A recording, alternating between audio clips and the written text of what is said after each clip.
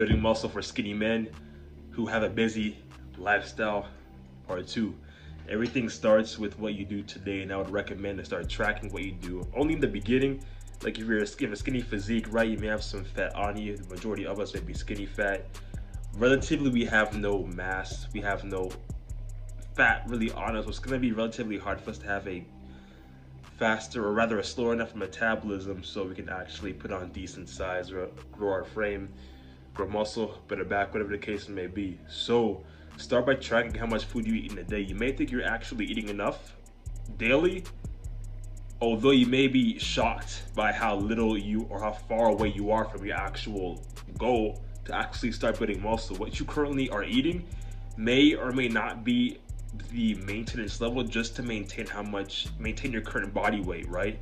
So if you're actually 160 or 165, or if you're 170, and you may or may not be supplying your body with enough food so it can actually grow. Meaning, if you're not tracking what you're doing every single day in terms of your caloric intake, making sure you're in an actual surplus, because you need to be in an actual surplus. So if your body's not taking in enough food per day, and your body's expending more energy than what you actually eat, that's when it becomes a problem. So then begin to fluctuate. You either maintain your current frame or you end up losing weight as a result. It's one or the other. It's gonna occur, maybe fluctuating back and forth. So building muscle is pretty much out of the question because you're not supplying your body with enough nutrients so it can actually grow. Just the beginning phase of your journey, right? You want to just get into the habit of tracking, maybe twice a week, right? For about 1 week. Doesn't even go on excessively for a period of time. It's just to really see where you are first and how much you need to be eating per day. Although you may want to actually develop a habit of doing it, frequently until you're actually familiar with the same foods that you actually eat every single day. So it comes to the point where you don't need to really rely on tracking it. Although the most severe and shredded athletes in the industry, rather not even athletes, but even coaches necessarily, they track everything to the core, so they stay visibly lean all year round with a low body fat percentage, getting them and just helping them stay in killer shape overall. So in order to do just that, tracking is one way to go about making sure you're getting your intake every single day of your calories, right? How much you consume in a day versus how much you expend in a day. To be in a surplus, you want to be able to actually consume more than what your body burns in a day. Now, the second thing is because a lot of us have problems with maybe excessive eating, binge eating, or whatever the case it may be, right? So a good way to really combat this is to really focus on eating frequent meals, but eating lesser portion sizes of it. So this is an alternative. I don't really rely on this method, but it's a good way to go about making sure you are eating, consistently, so you can eat less. Maybe it's close to what half of what you would normally eat, and you would have more meals of it. So let's say you would have 4 meals in a day, right? Maybe you would have 6 to 8 meals in a day. You would break it up into smaller meals so you're not excessively eating, right? Because when it comes to just like binge eating excessively or binge eating on snacks or whatever, it may not be a good motive in the long run, because if you're trying to do it on lean mass, then binging on foods that don't really provide you the necessary amount of growth may hold you back towards seeing that kind of growth you want to see for yourself down the line. So it really comes down to how much you're eating, what that structure is like, and what your daily approach is towards it. So making sure you feed your body with amino acids, proteins, right? That have a good amount of amino acids. Like the lean sources of protein, you already know what they are, tilapia, fish, beef, chicken breast. It's a wide variety, right? And you got carbohydrates, lean rice, sweet potato, as well as your vegetables, your fruits, and the sides. Everything all together to create a well-rounded diet is going to allow you to just be able to build the best physique you can for yourself, for your body type. Everybody's body type is going to be different, so you want to look internally as to where you are right now and make an actual plan that is going to be catered towards your actual growth, to your physique. It's going to give you the best growth optimally over the course of time. Focusing on that is going to allow you to create the best growth you can for yourself.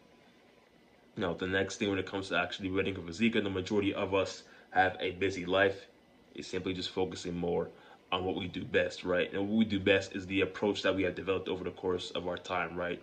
If we're in a non-flexible diet, that's our steady approach, then we stick to that diet. We don't want to go over and hop on different diets, paleo to keto, or keto to Mediterranean. There is a wide variety of diets out there, and the last thing you want to create is more confusion for yourself.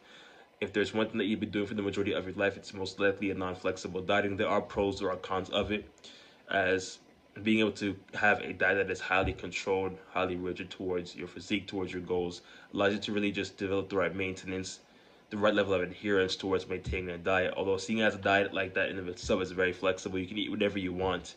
You know, periods of binge eating or getting it hooked on these foods like ice cream, cake, whatever the case it is, right?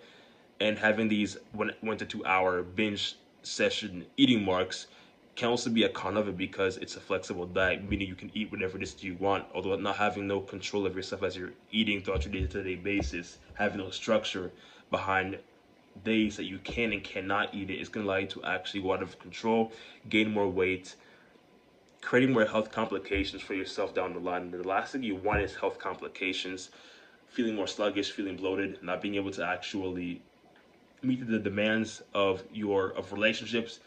And it really just comes to the point of just knowing when to actually control yourself, when to, go out there and to pull things back, lean in towards the right food that's going to allow you to live a better life, live a healthier life, improve your health complications. And that starts with just looking back and doing what needs to be done every single day, which is a non-flexible diet. If that's the approach you've been sticking with, there are many other diets out there, like I always say. So being sure to look into what you do and what seems almost natural to you is going to allow you to achieve the best physique for you. And another way to really prevent or limit the motive of binge eating or excessive eating habits is to really include more sufficient amounts of protein as it leads to palatability, meaning that it lessens the ability for you to want to develop cravings, a feeling of hunger, right? And the hunger hormone ghrelin is that hunger you feel because your body is telling you, like, I'm hungry, feed me. Although ideally you're not really hungry, your body is just telling you that because you're hungry. And this is a result of a current towards weight loss, and that's where it's more frequent towards. Although you want to focus more on satiety, filling your body up with carbs, right? Like sweet potatoes. And that's a great form of carbohydrate. It tastes sweet, it's good, and it fills you up. So you wanting to have a craving to eat more significantly is reduced because carbs tend to fill you up in a good way that it prevents excessive cravings, right? So that's the main intention of it. And another way is to think about it from a perspective of you being able to go out there and just cook your own meals, being able to make it as enjoyable as you can. You don't need to cook everything raw and bland and then eat it. I mean, the majority of individuals who prep their own meals don't take it raw without seasoning, right? They don't cook it, they don't season it up. So saute it up, do whatever you usually do with it. If you do black pepper with it, if you add seasoned salt, black pepper, whatever it is, right? Make sure it's palatable, it's enjoyable, it's fun. So when you actually do it every single day, it's something that doesn't bore you to death. It's not like I gotta go and prep my food now, I gotta go and do this the next day. It's more of I get to do it. It's not like I don't want to do it or I don't feel like it, but you get to do it. And it's somewhat fun in its own way because you get to do it in your own way, to prep your own food and get to enjoy it after you cook it and prep it up, right? That's the main importance behind palatability, making sure the food you cook is enjoyable so you don't get bored of it, right? That's the main importance behind doing this all together, because if you're not making things more enjoyable for you in the long run, how are you supposed to commit and stick towards something long term? This is why I don't encourage the idea of keto. I'm somewhat against it, although I don't live that kind of lifestyle. There are others who do promote that kind of lifestyle because they are a reflection of that kind of lifestyle and they represent what it means to be on that kind of diet. However, for the majority of us who have a 9 to 5 life or 7, have a busy lifestyle, right? We commute to and from work. We get back home, we have little to almost no time to do anything. We may want to just sit and do whatever, right? Whether it's watch a couple TV shows before we have to go out into the bed, right, and clock out for the next morning, or we just have a busy life that really is of a high demand that we have no time to do anything, right? So when we get back home, we don't want to be thinking about, I gotta go and do this diet and put it into my system because it's gonna help me get into my goal. I can get to eat whatever else that I want to eat, but through the right planning, preparation, through its own sense of moderation, I get to enjoy it. but it's not something that I get to just pull back from and do whatever. It's a diet that can actually, it's not really a diet, but look at it from a perspective of it's a plan that I can go into and that can eat pretty much anything I want to eat, but through a slight sense of control and through proper control, through proper portion sizes of the foods that we eat through protein, carbs, and fats, and all that we intake in a day. We're going to allow ourselves to steadily grow a physique, build lean muscle, and it really just starts with understanding that it's a journey in of itself. It's a journey of self-care. It's a journey of self-practice, being able to just practice the small things every single day. Again, a busy life can require some level of demand or even a high level of demand. So to meet that, you don't want it to come back to a restrictive lifestyle that's gonna give you the mindset and give you the feeling that I gotta restrict myself from eating all of these foods. Yeah, I don't want to. I had a long day and I want to just relax and do whatever. Okay, you can go out there and eat things that you like to eat every single day, right? Then again, it's restraint, right? Being able to restrain and hold yourself back towards the foods that don't fully serve you, the foods that aren't going to allow you to build muscle, build lean mass, build lean tissue, right, over a period of time. So when it comes to restrictive behaviors in diets, it's really knowing that you don't need to rely on it. You don't need to look into it as a way of, I gotta put myself into this diet so I don't eat any of the foods I like to eat. I just eat protein, carbs, and fats, the boring thing every single day.